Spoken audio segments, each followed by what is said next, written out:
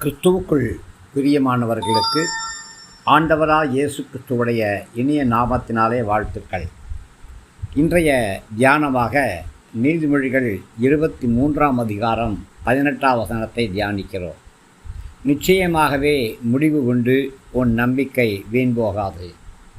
பிரியமானவர்களே, நிச்சயமாக எல்லா காரியங்களுக்கும், நீங்கள் படுகிற பாடுகளுக்கும், பிரயாசங்களுக்கும், வேதனைகளுக்கும், ஏக்க பெருமூச்சுகளுக்கும், உங்களுடைய கண்ணீருக்கும் நிச்சயமாக முடிவு உண்டு.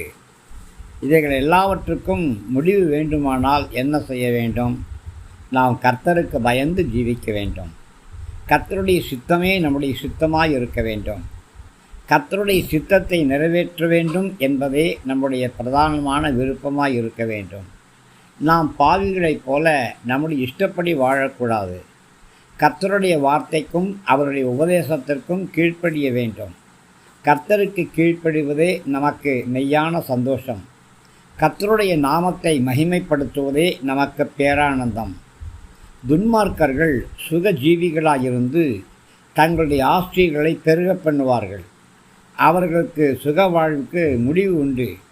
ஆகையினால் நம்முடைய மனதை நாம் பாவிகள் மேல் பொறாமை கொள்ள விடக்கூடாது. துன்மார்க்கர் ஒருவேளை சிறிது காலம் சுகஜீவிகளாய் இருக்கலாம், ஆனாலும் அவர்கள் நித்திய காலமாய் செழித்திருக்க மாட்டார்கள். கர்த்தரை நம்புகிறவர்கள் மாத்திரமே செழித்திருப்பார்கள். நம்முடைய பாடுகளுக்கு நிச்சயமாகவே முடிவு உண்டு. பூரண அன்பு பயத்தை புறம்பே தள்ளும். நாம் இப்பொழுது வேதனைகளையும் சோதனைகளையும் அனுபவித்தாலும் அதை பார்த்து பயப்பட வேண்டிய அவசியம் கிடையாது. நாம் கர்த்தர் மேலே நம்பிக்கையாக இருக்கிறோம்.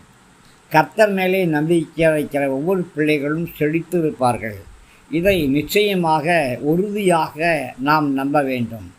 நிச்சயமாக உங்களுடைய நம்பிக்கை வீண் போகாது. கர்த்தர் மாறாதவர். வானமும் பூமியும் ஒழிந்து போனாலும் கர்த்தருடைய வார்த்தைகளும் கர்த்தருடைய வாக்கு தத்தங்களும் ஒருபொழுதும் மாறுவது கிடையாது. கர்த்தருடைய வாக்கு தத்தங்கள் எல்லாம் ஆம், ஆமேன், அப்படியே ஆகட்டும் என்று இருக்கிறபடியினாலே நீங்கள் கர்த்தருடைய வாக்கு தத்தங்களை சொல்லக்கூடிய ஒவ்வொரு வேளையிலும் ஆம், ஆமேன், அப்படியே ஆகட்டும் என்று சொல்லி உங்களுடைய வாயை திறந்து கர்த்தரை மகிமைப்படுத்துங்க. கர்த்தர் உங்களுக்கென்று ஒரு வாக்கு தத்தம் கொடுத்திருப்பாரானால் கண்டிப்பாக நிச்சயமாக நிறைவேற்றி முடிப்பார். கர்த்தர் உங்களுக்கென்று செய்ய நினைக்கிற எந்த ஒரு காரியங்களும் தடைபடாது. தேவ கிருபை உங்களையும் உங்களுடைய குடும்பத்தையும் உங்களுடைய பிள்ளைகளையும் உங்களுடைய தொழிலையும் உங்களுடைய ஊழியத்தையும் ஆசீர்வதிப்பதாக.